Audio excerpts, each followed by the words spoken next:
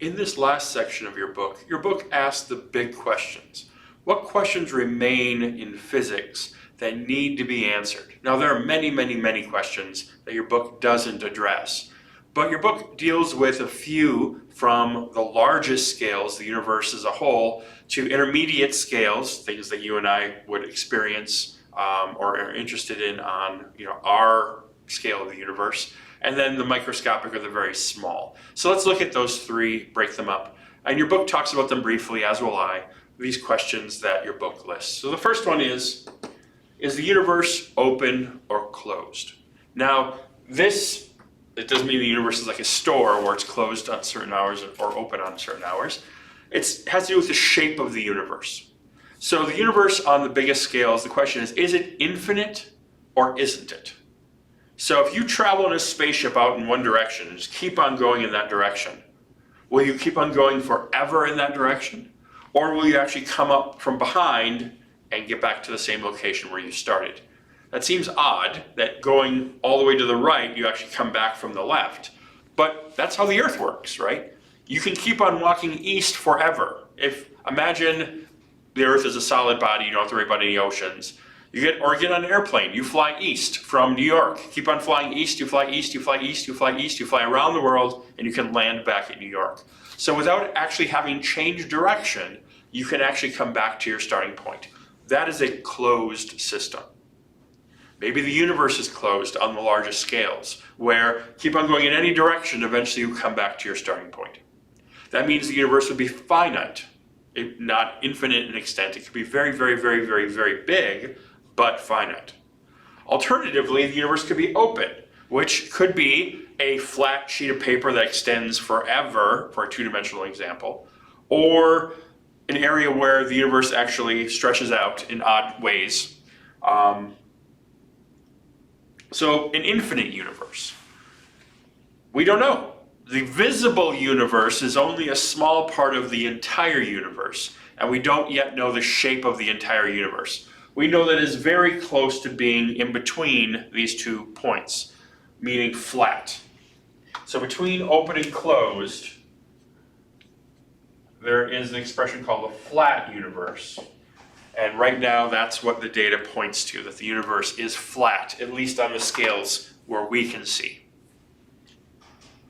Second question, what is dark matter and dark energy? Now, we talked about dark matter in a previous video. We don't know what it's made up of. We don't know if it's a WIMP or macho, most likely WIMP. But if it is a WIMP, what is that particle? What does that particle look like? What is it made of? Sadly, we just don't know. Dark energy, we didn't really talk about too much. Dark energy is actually, Einstein called it its cosmological constant. It's actually a negative vacuum energy in the universe that causes the universe to expand. It's not what caused the initial expansion of the universe, that was the Big Bang. But the universe itself is actually feeling pressure to keep on expanding. That works against gravity. That we call dark energy. It was discovered in around 1998 by 2 different groups, and the Nobel Prize in 2010, I believe, was awarded to the groups for this discovery. Dark matter might be this WIMP thing. We have no idea what dark energy is. And most of the universe is made up of these 2 things. So the stuff that you and I are made up of, the atoms, hadrons, bosons, baryons, leptons, all those fun particles, zoos that we've talked about, all of those particles are visible or luminous matter that we understand. 95% of the universe is stuff that we don't know. So there's a lot of work to do there. Question that astronomers haven't yet to answer is, how do galaxies form? Now, because of the finite speed of light, the further away an object is, the further back in time we see that object. We see the moon as it was a second ago, because it's 1 light second away approximately. We see the sun as it was 8.5 minutes ago. We see the Andromeda galaxy, which is about 2 million light years away, a little bit more, as it was 2 million years ago. The further away an object is, the further back in time we're seeing that object. Modern telescopes like the Hubble Space Telescope, we can look at the most distant objects, we still see galaxies. So we haven't yet gotten back to the point with visible space telescopes or infrared telescopes to try to figure out how these galaxies form. Do they form with those supermassive black holes already in place? So the supermassive black hole is there and then the galaxy forms around it. Do they form at the same time? Does a galaxy form and then a supermassive black hole form? These are questions astronomers are striving to answer. And with the launch of the next generation space telescope, the James Webb Space Telescope, which was supposed to go up this year, it's been pushed back at least 2 or 3 years. Hopefully we can start to answer this question. What is the nature of various mass black holes? So we talked about black holes. Black holes, we know, the most massive stars in the universe, when they die, their cores, the explosion, the supernova that they give off, will actually force their centers into a dense enough state that it becomes a black hole. So those are stellar mass black holes, a couple times more massive than our sun. How do you get a black hole that's 1 trillion times as massive as the sun? Do you need to accrete many stellar mass black holes over time? Or is there some other process to create these supermassive black holes? We don't know. So that's a question that we have to answer. What is the mechanism for the energy output of quasars? We talked about quasars as being these supermassive black holes that become active when material or a nearby star falls into them or some other gas or dust falls in. It heats up. As that gas falls in, it gets compressed, it heats up and gives off a huge amount of energy. How exactly does it do that? We know that quasars are these supermassive black holes emitting energy from this falling in material, but how do you go from material falling in to spitting out huge amounts of radiation? That mechanism is not well understood yet. And then finally, there is an astronomical phenomenon called a gamma ray burst. So fortunately, Earth's atmosphere protects against gamma rays because gamma rays are very high energy photons and Earth's atmosphere is opaque to them, which means it absorbs them quite quickly as they fly through, which is good for us here on Earth. But in space, when we launched our first gamma ray telescopes to get above Earth's atmosphere and to see what gamma rays look like in space, we noticed huge explosions of gamma rays from distant parts of the universe. These explosions are probably the most powerful things known in the universe, and we don't quite know what causes them. We think that some of these gamma ray bursts might be very powerful supernova, a dying of a star toward the end of its massive star toward the end of its life, but not all of them. So what could these gamma ray bursts be? Neutron stars colliding or merging, black holes merging? We're not sure. So this is the largest scale questions that your book addresses, and now we move on to the intermediate scale questions. What questions remain on intermediate scales? Well, your book addresses a few. One is, how do phase transitions occur? So when a substance goes from a solid to a liquid to a gas, we kind of have an idea of how that works, right? Okay, for a solid, you have some crystalline structure, and then vibrations break that structure, making a fluid, and then continued heating causes the kinetic energy to increase, causing the particles to break free of the fluid into a gaseous form. Generally, we understand, but in reality, they're quantum mechanical effects. These are atoms interacting with one another. So how do these phase transitions actually work? And how do they differ depending on pressure and density? Ice has many different ways of forming out of liquid water, and if you put ice under incredible pressure, you can actually get some very interesting different configurations of solid ice on a molecular level. So how do these work? We don't really have the knowledge yet to explain how they work on the microscopic scale. Question we talked about just a few lectures ago, these high temperature superconductors. How do they become resistanceless? The ones that work at liquid nitrogen temperatures above 77 Kelvin. How do they work? We don't know. The low temperature ones, the ones that work below 4 Kelvin, using liquid helium, physicists think they understand quantum mechanically what's going on in the system for the electrons. Basically, the electrons, from what I understand, pair up and then move through the material as linked pairs, which removes the resistance of the electron flow. Does that happen for these higher temperature superconductors? Physicists don't know.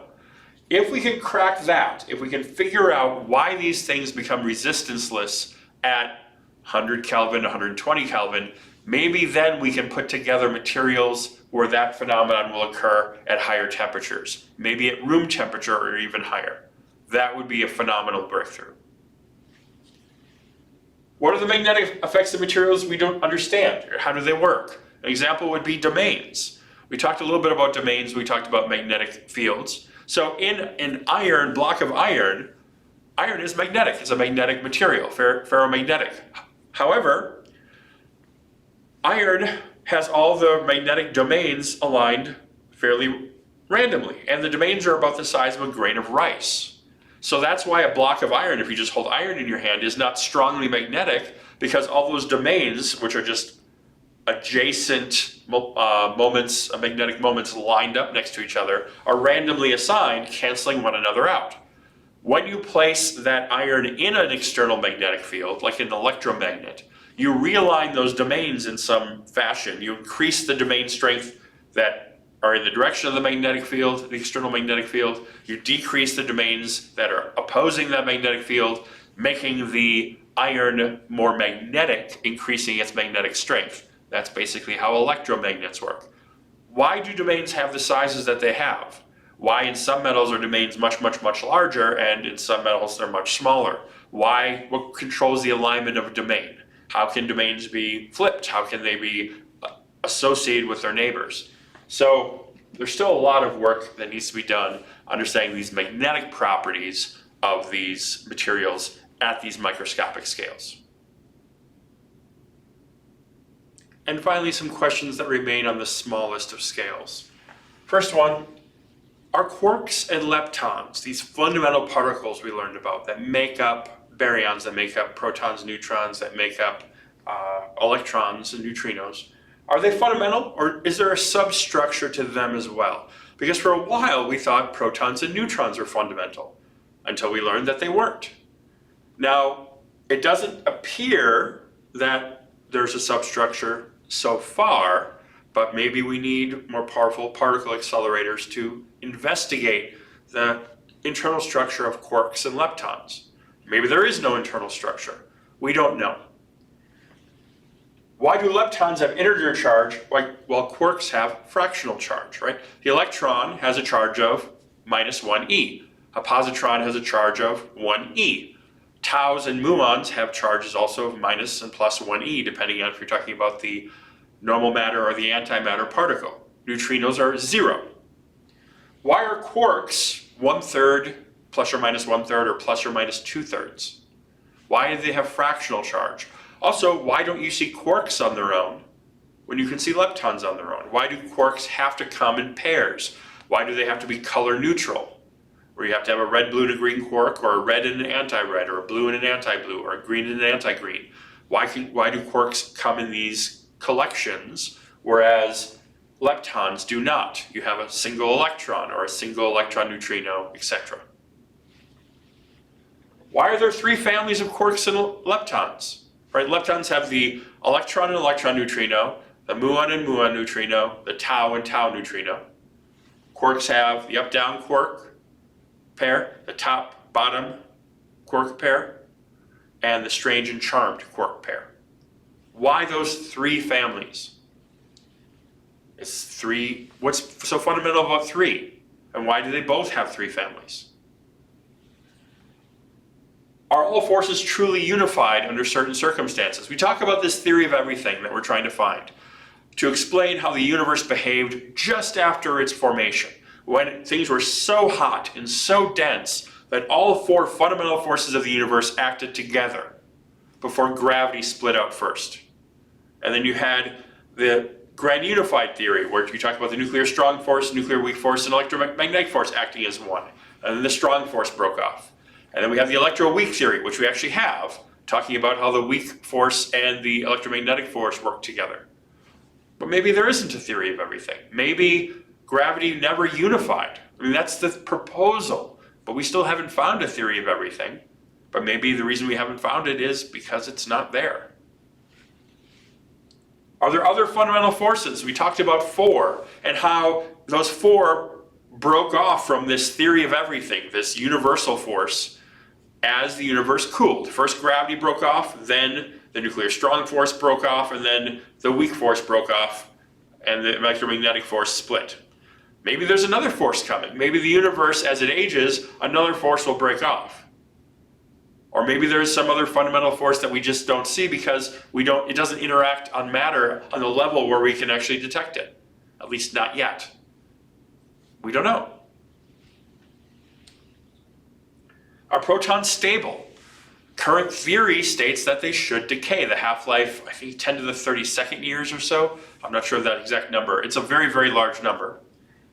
Protons, right? If they don't decay, that means our standard theory isn't working. So we have to work on it. We have to fix that. So we have not yet measured if protons are stable. If we can rule out protons being stable, then that is a wonderful feather in the cap of modern quantum mechanical theory, the standard model. If protons are stable, that's evidence against the standard model. Something else will have to come and fix it. Are there magnetic monopoles? Now, when we talked about magnets, we said that magnets have a north pole and a south pole, and that the lines of magnetic flux go out of the north pole and into the south pole, forming closed loops. Unlike electric charge, which is positive and negative, you could have an empty universe with just an electron in it. Electron does not have to have a proton nearby. Electrons is a lepton. Electron can exist by itself. Magnetic poles cannot.